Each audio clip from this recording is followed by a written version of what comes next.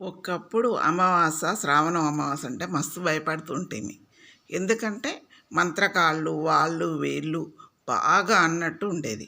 అప్పుడు వాళ్ళు నోట నేర్చుకునేది. అట్లాంటిది ఇప్పుడు బుక్స్ అయిపోయాక తొందరగా నేర్చుకుంటుండ్రు. నేర్చేసుకొని కొంచెం బాగున్నా చదువుతుండ్రు చేస్తుండ్రు. యూట్యూబ్ కొడితే ఏంటిది ఎవరిని ఎట్లా చెడగొట్టాలో ఏంటని అవి తెలుసుకుంటున్నారు. కానీ శ్రావణ మాసంలో అమావాస వస్తుంది, ఆదివారం వస్తుందంటే పిల్లలు అందరూ జాగ్రత్తగా ఉండాలి.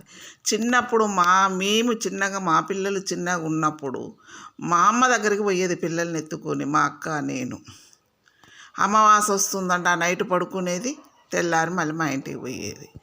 అట్లాంటిది కొంచెము పిల్లలు జాగ్రత్త ఉండాలి. ఎటు వెళ్ళినా సరే సాయంత్రం లోపు ఇంటికి వచ్చేసి 6 లోపు ఇంటికి వచ్చేసేయండి, కాళ్ళు కడుక్కోండి, ఇంట్లో ఉండండి.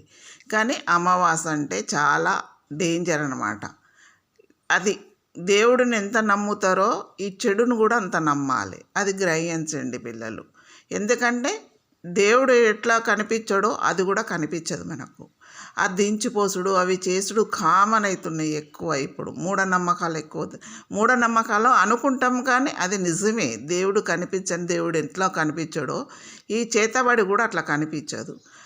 మనిషి అయ్యో అంటే చాలు పరువురాయే పగిలిపోతుంది. మనిషి నోరే చాలు, కంటి చూపు చాలు. గ్రహించి అమావాస రోజు పిల్లలు ఎవరు రేపు ఎటు వెళ్ళినా కానీ సాయంత్రం లోపు ఇంటికి రండి. అమ్మ మాటగా చెప్తున్నా నేను. ఎందుకంటే అది చాలా డేంజరు. అవునా కాదా మీరు గ్రహించండి.